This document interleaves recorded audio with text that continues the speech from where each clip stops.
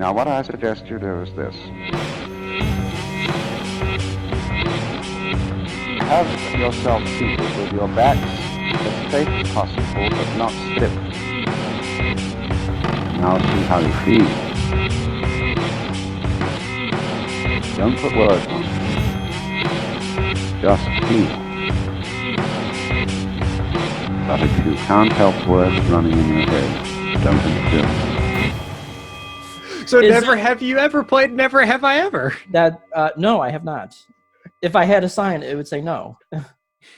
Okay, so the game is you say never have I ever done, and then you basically all raise your hand and see who's done that horrible thing you've just said. Well, they're not going to be able to see us unless I say something. So I would have to say, yes, absolutely I've done that, or no, absolutely I've never done that. Okay, so all right, I'll start us off here. Never have I ever fallen asleep during meditation. No, I've never done that. Are you kidding? No, never. Kevin, you're the chosen one. No, that it's just when I meditate, I do have that calm and relaxation. I have felt like falling asleep, but I was mindful that I was falling asleep. And so I switched my object so that I would be more energetic. So like the impeding death that I'm going to have at some point, that sort of re-energized me. So no, I have never fallen asleep during meditation. Wow. I was going to say, that's like the center square on the bingo card of Buddhism. Have you ever fallen asleep during a Dharma talk? No. Oh my God. But that being said, I have watched Dharma talks on YouTube, paused it, taken a nap, and then went back and finished it. Does that count? No, that doesn't count. That's fine. That would be, but I have fallen asleep while watching Star Trek The Next Generation. Does that count? Well, that's a whole other level of heresy, my friend. Of course, it was an episode I had seen before. I mean, it was like I wasn't going to see anything new. Okay. So now it would be my turn, right? It's your turn. Yeah, it's your turn. Never have I ever... This is harder than it seems. Given someone the wrong perception about a basic teaching of Buddhism. Oh, I've totally done that. And I have totally done that. And you wouldn't think it's possible with like the Four Noble Truths to get those wrong, but it's happened. Oh, yeah. I used to be super doom and gloom on those. Yeah, it seemed like I'm the cheery one on that. Yeah, I think so. Yeah, which I think that's probably a good like, we're not teachers, we're just sharing our experience, which means we're wrong a lot, you know. A good disclaimer for that. Never have I ever dropped my rosary in the toilet. I don't even have a rosary, so that is not applicable. Oh yeah, so rosaries or malas are a total thing in a lot of denominations of Buddhism, and I have dropped so many in toilets. And spoiler alert, you're not supposed to do that. All right, last one. Let's see here. Oh well, this is a bad one. Never have I ever called a venerable dude. Oh, I've done that so many times. I mean, that's why I chose that one, because there are like 20,000 hilarious stories of you doing that.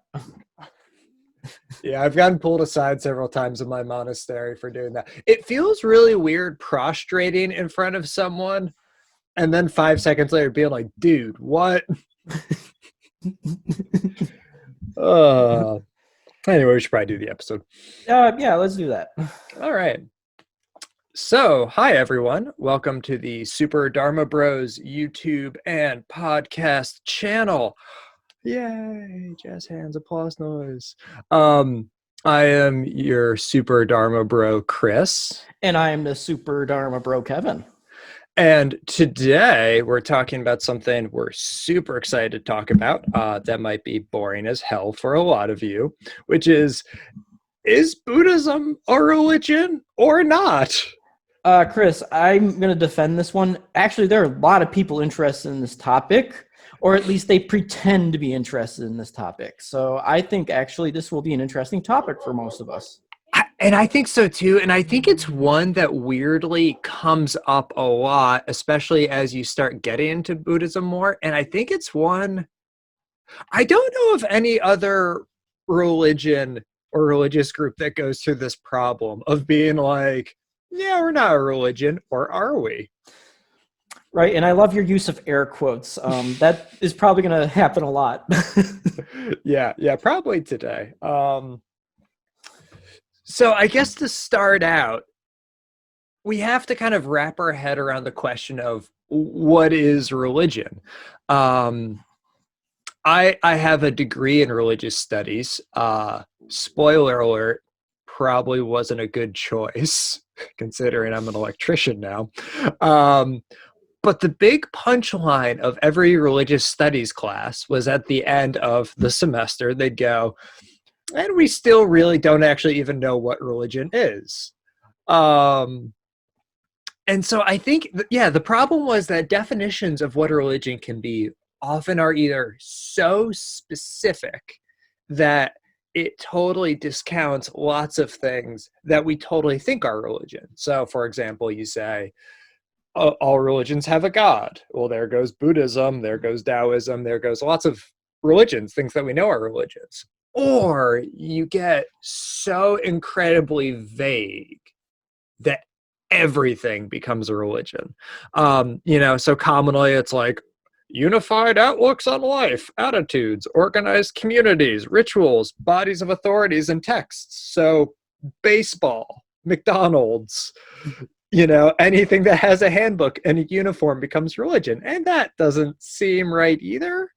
But I do think we kind of have to arbitrarily try and come up with definitions of religion, even if those definitions move around. Yeah, I concur. And a lot of when I was doing a little bit of research into this, it's more like there's no like hardcore like definition that I found, but there were descriptions of characteristics that a religion typically has, according to most people or academics. I don't know who they asked, but I have a couple that I would like to share. So let's start with BBC. I mean, every now and again I go and I look to see what they have to say about things. So here's their explanation. So religion can be explained as a set of beliefs concerning the cause, nature, and purpose of the universe, especially when considered as the creation of superhuman agency or agencies, usually involving devotional and ritual observances, and often contain a moral code governing the conduct of human affairs. Now, if we look at that description, I'm not hesitant to say this, but we as Buddhists usually don't. I mean, we obviously have the question of, how did the universe start? But it's not something that we spend a whole lot of time on because we find that leads us to a dead end in our spiritual practice, because that doesn't help us eliminate suffering. So that actually causes more suffering for some of us and anxiety. So I feel like, with that definition, that's like a big part of Buddhism is we don't focus on that question. So according to that description, maybe Buddhism is not described as a religion. And then I was browsing and I found like this whole philosophy of religion textbook that community college had put online. And let's just take a look at some of these characteristics. So in the more of these characteristics they have, that being a belief system or religion, the more likely it's going to be called a religion. So it's just more likely to be a religion, not necessarily a religion. So we have the notion of a deity or absolute, that which is of ultimate concern and importance, ideas on the nature of human beings, idea of divine providence, destiny, fate, idea and meaning of human history, problem of evil is explained. There's a description of the central problem of human life and suffering, idea of an afterlife, a concept of the world, and ideas of human community and ethics, a moral code. Now, if we look at that sort of like description, Buddhism has more than a fair share of those. So it's more likely to be defined as a religion in that situation. Sorry, described as a religion. We're not really defining anything here. We're describing it. Did you want to add something? I love the checklist method, like the do you have X number things as a qualifier for things like religion. This came up recently. Every once in a while, and maybe this is like a podcast for a different day, I'll stop and have to ask myself, like, wait, am I part of a cult? Um, Mhm. and one of the best, and there are other Buddhists who have gone through this too, depending on their denomination and like what levels of relationship they have with authority, where they kind of have to start asking this question. And one of the things I learned from that was, I think in Europe, they have like a checklist for these things. Like, is it a cult? Must have 15 of these 100 qualities to qualify, you know? And I think that's such a good way of thinking about these things, that it's kind of like a collective, like, well, how much of it does it have this? And then we can kind of view religion almost as like a spectrum, maybe, you know? Anyway, that's just a thought I had while you were going through Right. the list. That's why, I was saying we're sort of describing it, not necessarily defining it when we're looking at these things. Right. But and this is something you wanted to ask me is when did I sort of know that Buddhism was a religion for me? Well, it came down to my sort of 6 questions that I ask when sort of looking at whether something is a religion or not. So, is there a monastic order? Are there lay practitioners? So many belief systems have those things. Right.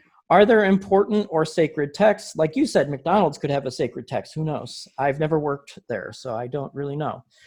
Is there a belief in an afterlife? That's a big one for me. That's why I have it starred in my notes. Yeah. And if there isn't, what's sort of the reason behind that? Is there a moral/ethical code? I've starred that one. That to me seems like it's important for a religion. Are there rituals, rules, and observances? I starred that one. And is there a central figure with some kind of authority? So God, Buddha, Krishna, put whatever name you want to put in there. And so like the last 4, I have those starred because those are the ones that I look most closely at. And so if we look at my questions based on, my knowledge of Buddhism is by far a religion. To me, this is not even a question. This Right. is just this is a given. And so, but I know for other people, there might be different criteria, a different checklist. So I'm not going to come right out and say, yes, Buddhism is a religion. I'm just going to say Buddhism is a religion for me. Right. It's funny too. I find with with these kind of like checklists we're going through, our understanding of whether Buddhism qualifies as a religion or not kind of changes depending on what we put in each of those categories. So a common one, when the God thing comes up, people go, well, Buddha's not a God, so ergo, there is no God figure or a thing that fits that category in the religion question. But when that checklist is really good because it said, a concept of the absolute. I had an interesting experience when my wife Devin and I were getting married. We're an interfaith couple. She's Christian, I'm Buddhist, and we wanted to try and work both elements into our service. And we were trying to find things that had parallel faith elements and things. And when we were talking about it, we realized that when the God thing was coming up in Buddhism, the equivalency of that was not Buddha, a person, blah, blah, blah. It was the concept of enlightenment.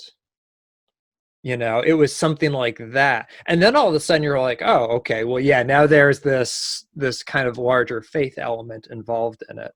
And yeah, I think for me, that is the big thing that kind of determines whether a thing falls into this religious category or not, is this like experience of faith. And I think that is fundamental to the religious experience. And I think I've said this before. There's kind of this assumption of enlightenment that I see in a lot of like secular Buddhist things, where the concept of an enlightenment is just like, oh yeah, no, that's totally possible. And that's a pretty big ask, I think. So with philosophies, because philosophies and religion kind of like, well, what's the difference?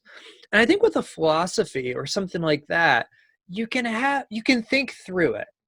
someone has a concept and they lay it out for you of how the world works. And you sit down and you think it through and you go, yeah, that makes sense. I can do that. Or no, I don't think that's how things add up. With religions, you often have that, but then there's a part of it where at some point there's a sense that I can try and explain this thing to you, but there will at some point come a time where you must experience the thing. And I can't convey the experience to you. I can convey how I got to the experience. I can convey all the things I had to do to start to see that experience and to move from thinking to experiencing. But I can't just give that to you. And that's the faith bit, is the will you experience the thing, which in our case, enlightenment or, freedom from suffering, all these kinds of things. If I can just add to that, Yeah. in Theravada, there are texts devoted to how someone reached the goal, and there are about as many ways people reach the goal as there were people that they asked. So Right. that really complicates that question, and it does reinforce that faith element that even though there were different paths to that goal, the same goal, mind you, we have to have faith that they get us there. Right. But yeah, so let's see, where are we? Chris, let me interject here. I can get us going in a pretty good direction. So Okay, cool.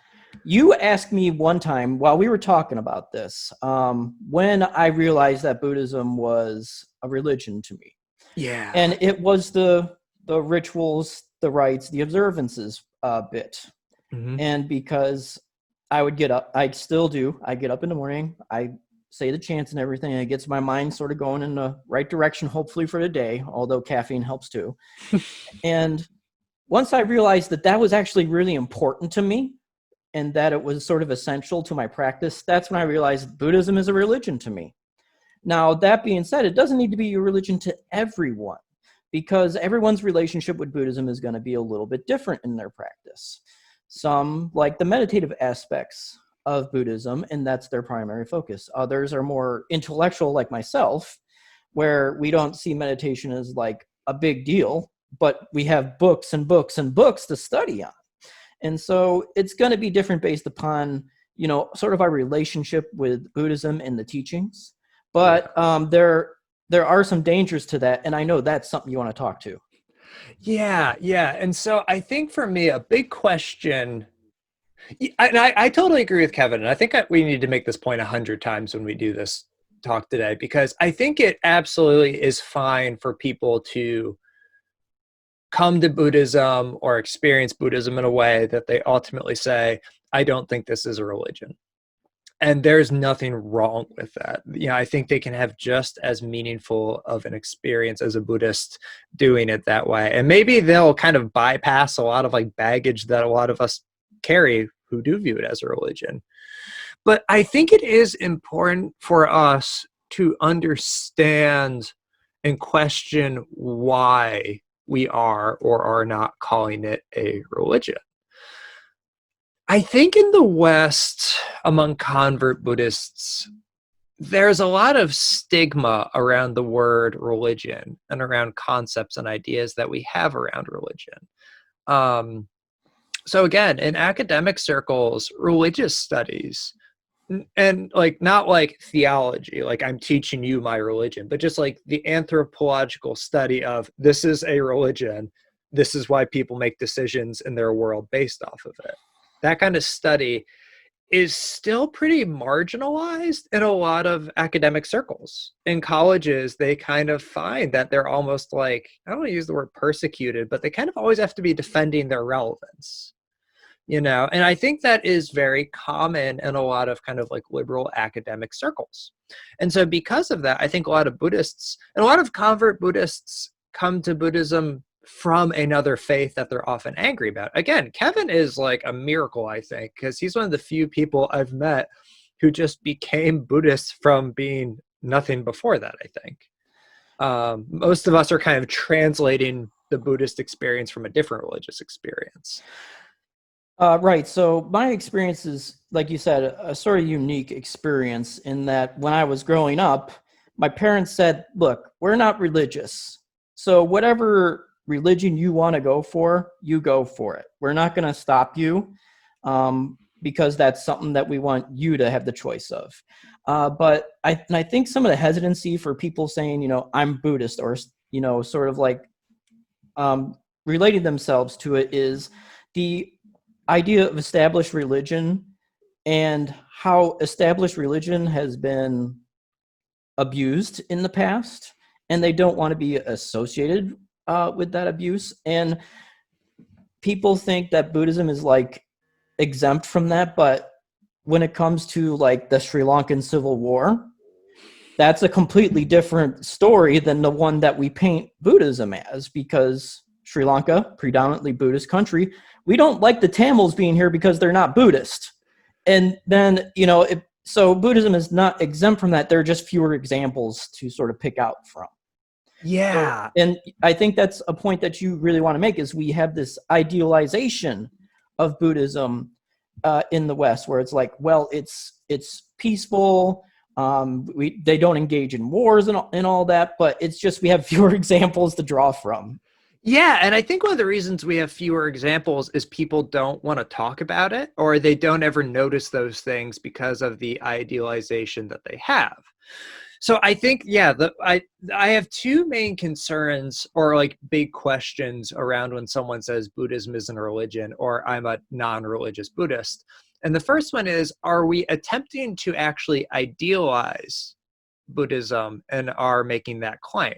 So yeah, exactly like Kevin said, religions obviously have a storied past of doing like pretty bad things that juxtapose pretty badly against like their mission statement. Love everyone, hey, the Crusades will be a great idea, things like that.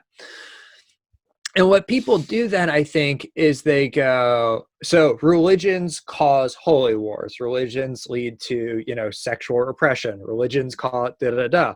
And then they go, well, I don't want Buddhism to do that. So if I don't make Buddhism a religion, it won't do that. You know what I mean? That seems circuitous, but it's kind of a bypass. Like anytime problems, like I remember this used to happen at the Buddhist community a lot when I talk about problems in religion. People go, well, Buddhism's not a religion, so it's not a problem. And it's like, no, we still have problems with misogyny. We still have problems with holy wars on occasion. We still have these problems. And I think when we say, hey, it's not a religion, I think some people are actually using that as like a bypassing method to try and say, I just want to work around. This is ruining my picture of what I want this thing to be. Chris is being very kind when he uses that term. We call that a cop-out for those of us that are not holding back on that. Yeah, no, that's a good point. Yeah, it absolutely is just a cop-out. And I think it's a cop-out that just people don't want to deal with it, So that's kind of my first concern when people talk about, okay, Buddhism isn't a religion, is are we trying to idealize it? I think my other problem, or my concern, is that are we limiting the promise or possibility or the whole point of Buddhism by just purely moving it to the material end of things?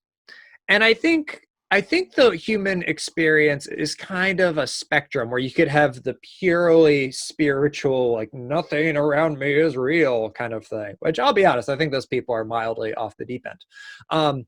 On the other hand, you could also have the purely materialist, which is the like, only what I can measure, see, touch, verify is real. There's nothing in between. And of course, I think a lot of us fall in between on that. But I think if we kind of move Buddhism more to that material end, we're actually just missing the whole point of it, which is the pursuit of enlightenment and freedom from suffering. And if we view it as just like it makes me, I haven't read the book, so I'm not trying to like diss it, but like if people are like, it makes me 10% happier, like that's like a weird understanding of Buddhist practice. Like, it will raise my happiness X percentage. That's not the point of Buddhism. The point of Buddhism is enlightenment. So yeah, I think that people do this with meditation a lot too, is they kind of view meditation as this panacea, this like, it will fix everything for me. Like, I'm sad, I'm bad at my job, I'm a bad lover. I'll meditate and it'll make me better. And the idea being like, Buddhists are happy, Buddhists meditate, ergo, meditation makes you happy. I don't need the Buddhism thing. And if you don't mind, I'd like to sort of put a comment on there about meditation.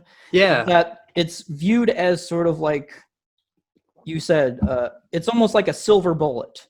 You know, all of my issues are going to fall away if I become a great meditator. And then when meditation doesn't go as well as they might like, they either meditate less or they don't meditate at all. And so they sort of give up on it.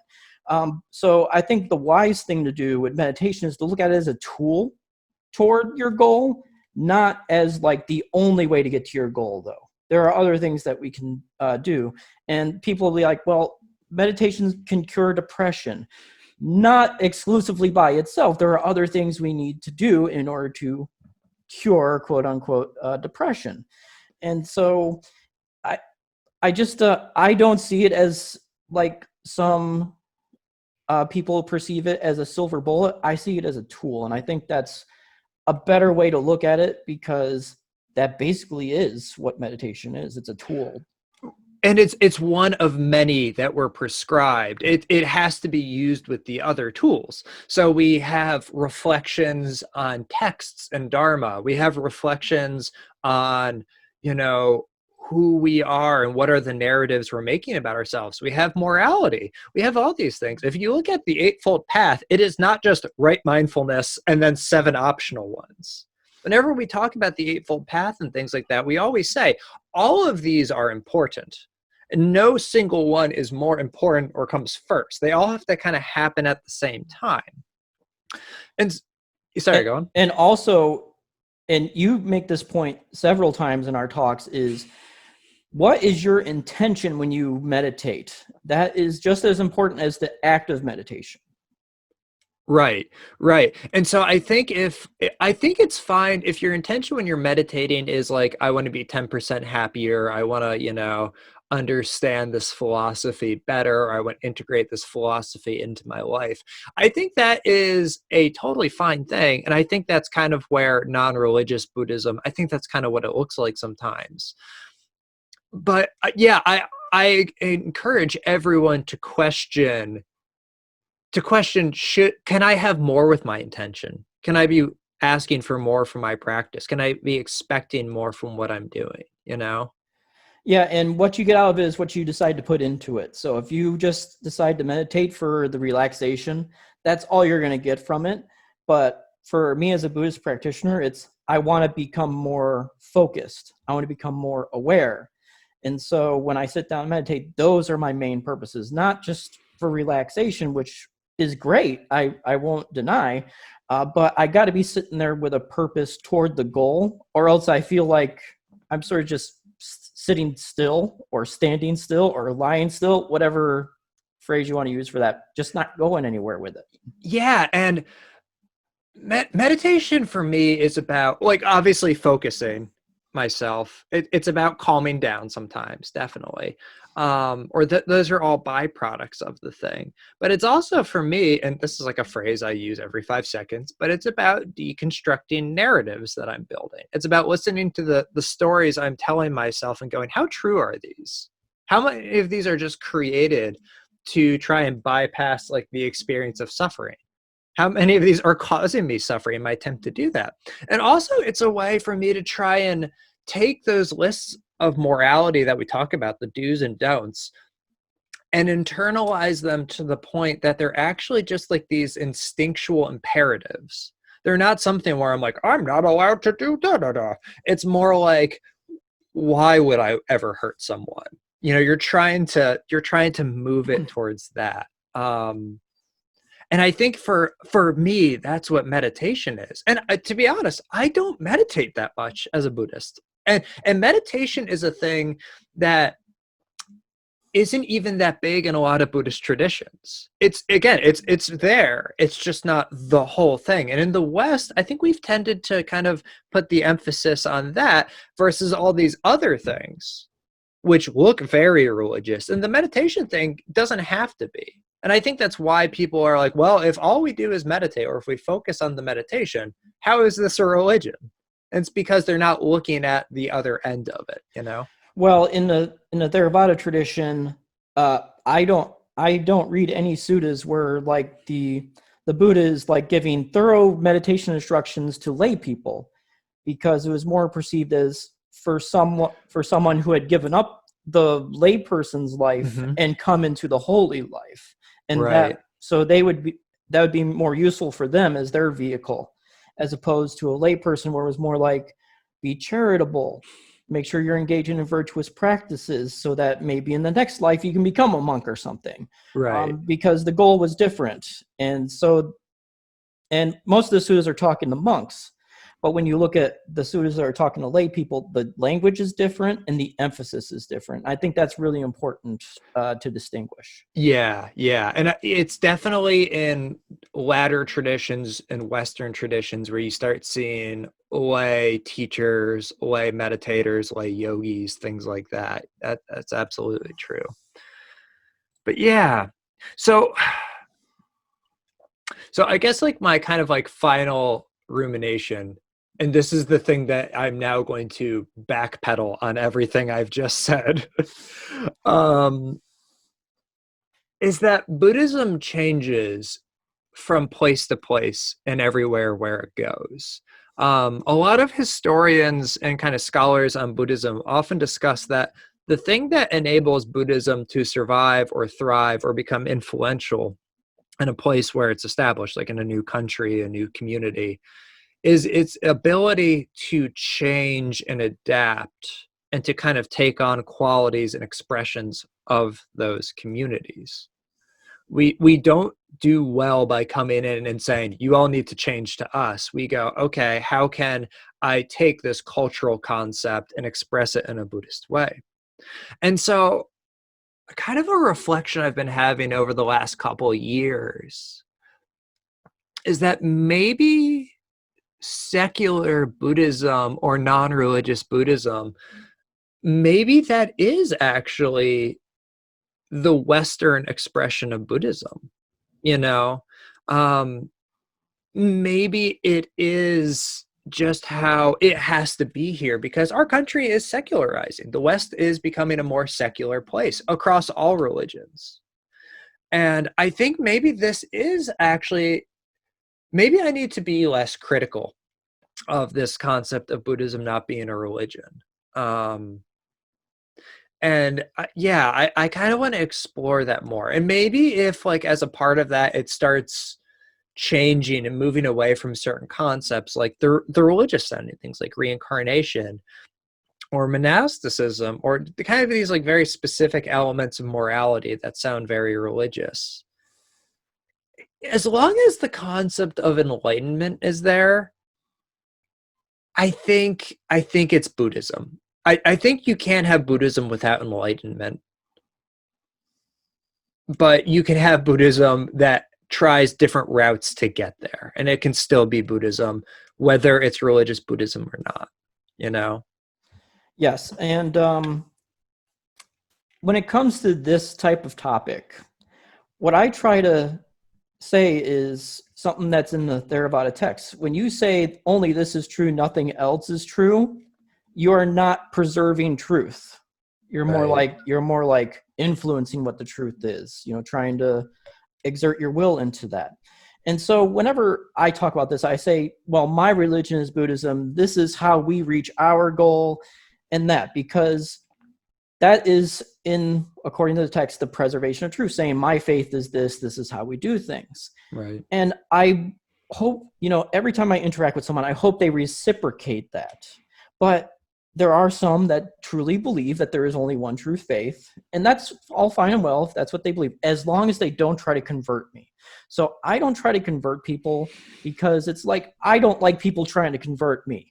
So I'm not going to convert them. So Buddhism is a religion to me. It is a religious practice for me. That doesn't mean that it needs to be for everyone, and it doesn't mean that someone can't take it as Buddhism is more of a philosophy in their practice, or it's more of a way of life. that they sort of engage in.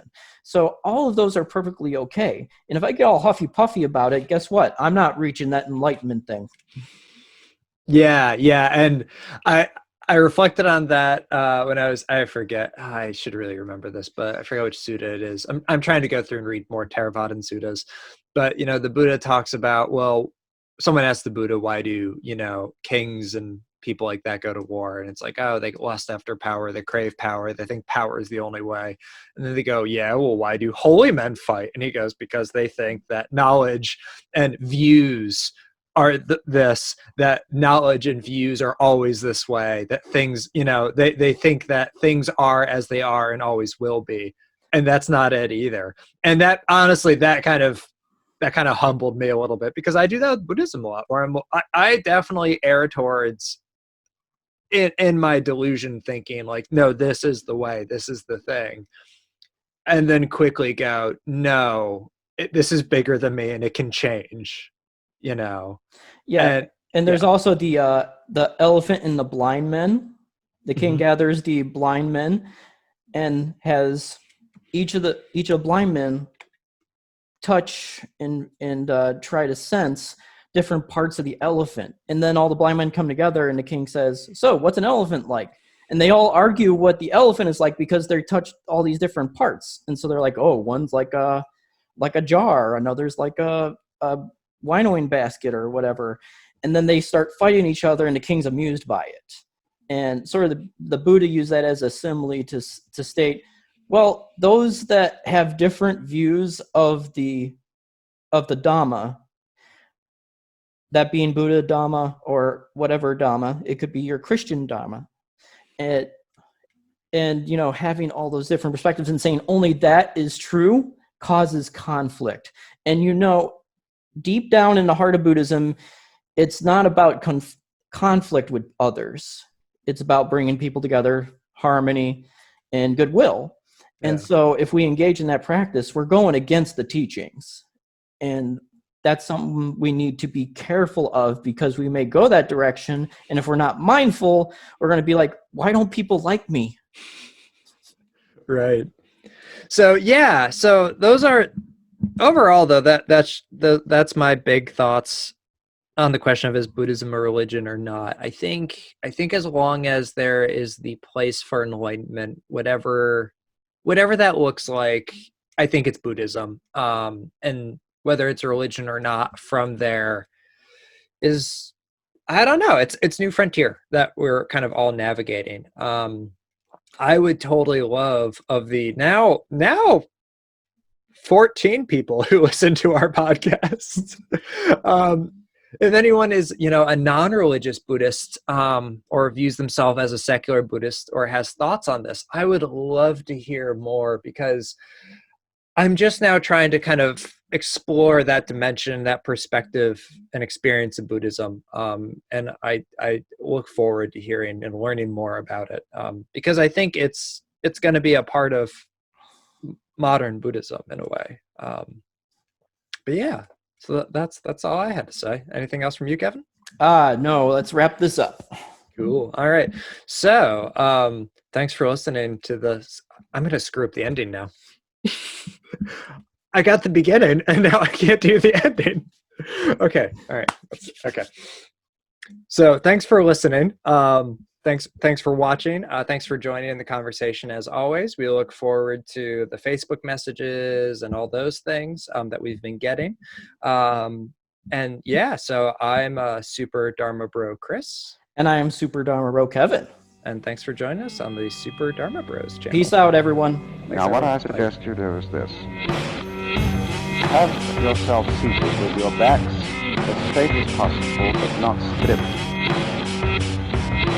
Don't put words on it. But if you can't help words running in your head, don't interfere.